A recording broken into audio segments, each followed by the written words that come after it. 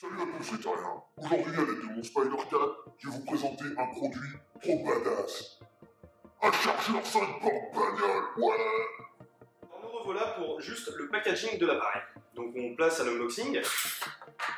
Alors ce que j'aime bien chez Anker, c'est qu'ils prennent bien soin de faire des jolis packaging. On retrouve le petit dépliant propre à Anker, Power IQ. Voilà.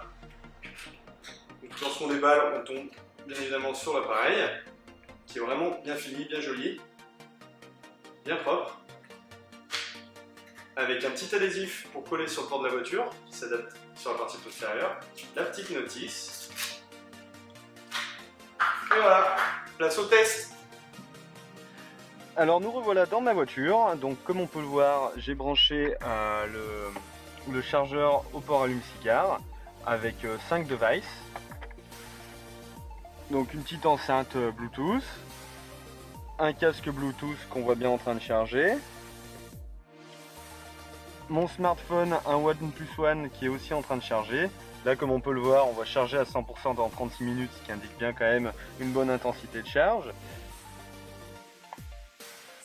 Ça, c'est une petite liseuse qui charge. Et un iPad mini Retina. L'iPad qui demande du 2 A, le OnePlus One qui demande du 2 A maximum, les petits devices qui demandent du 1 A, voire un peu moins pour certains.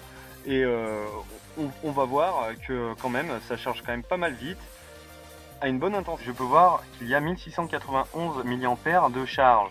Donc il faut bien sûr déduire la décharge. Donc par exemple si le Wi-Fi, la 4G sont activés, vous allez consommer 300 mAh. Donc on est à peu près à 2 ampères. Ce qui est vraiment absolument génial parce que j'ai jamais vu un chargeur aussi puissant pour une voiture. Donc c'est là qu'il faut se poser des questions sur est-ce que 45 watts peut vider une batterie de voiture. Moi c'est pour ça que je prends pas de risque, que je laisse tourner le contact, parce que si vous avez une petite batterie et que vous laissez pomper le chargeur dessus, je pense qu'on peut vite être à plat. Donc moi j'ai une petite C3 diesel, j'ai un alternateur pas trop puissant mais qui semble tout de même convenir pour ce chargeur là. Donc là 5 minutes après on a déjà pris 10% sur la plupart des devices. On va attendre un peu. Donc on revient 5 minutes après, on peut voir que je suis passé à quasiment 1900 mAh, enfin 1900 mAh, ce qui est vraiment pas mal. Donc en quelques minutes, en fait, je suis passé de 55 à 68%, ce qui est exceptionnel. Hop! Pour l'iPad, c'est pareil, on a pris 5%, sachant qu'il y a une batterie tout de même de 7000 mAh, qu'il faut le temps pour la charger, en sachant que le câble officiel Lightning, qui est celui-là, a un diamètre de section quand même qui est faible et qu'il charge tout de même lentement. Donc, de toute façon, il n'y a pas besoin d'attendre que tous les devices sont complètement chargés pour voir qu'ils chargent vite. On a 1900 mAh sur chaque port, je les ai tous testés évidemment, ce qui est... Donc, il respecte bien les données constructeurs. Je m'attendais pas à ce qu'un si petit boîtier puisse délivrer autant de courant. Donc c'est assez impressionnant, surtout qu'il ne chauffe pas. En sachant que le câble de base n'a pas une section non plus énorme, c'est impressionnant de technologie. Moi j'ai un modèle, j'ai un chargeur 6 ports comme ça pour secteur, il est hyper gros. Bon, il y a aussi le transformateur 220 12 volts que là il n'en a pas besoin vu que c'est direct du 12 volts.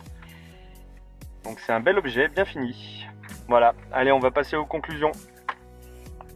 Nous voilà pour la conclusion de ce test en compagnie de Pat. Donc pour être le plus objectif possible, il nous faut établir des critères simples. Nous allons noter le design. En design, on peut lui mettre 4,5 sur 5. Il est vraiment bien fini, les arrêts ne sont pas coupants. Il est blanc, donc il n'ira pas forcément dans toutes les voitures. Après, au niveau intensité de charge, là c'est du 10 sur 10, donc on a 2 ampères à chaque port en même temps, donc du 10 ampères au total. C'est vraiment exceptionnel sur le cigare. D'habitude c'est plutôt des doubles ports 2 ampères maximum, grand maximum, et encore c'est plutôt de gamme. Donc là on est sur vraiment un produit de qualité. Et enfin rapport qualité-prix, 10 sur 10, 24 €. Pour un appareil comme ça, c'est vraiment pas cher. C'est moins cher que les chargeurs secteur 6 ports. Donc voilà, moi je trouve que c'est vraiment un bon produit. J'ai été vraiment très content de le découvrir et de le faire partager. Allez, salut!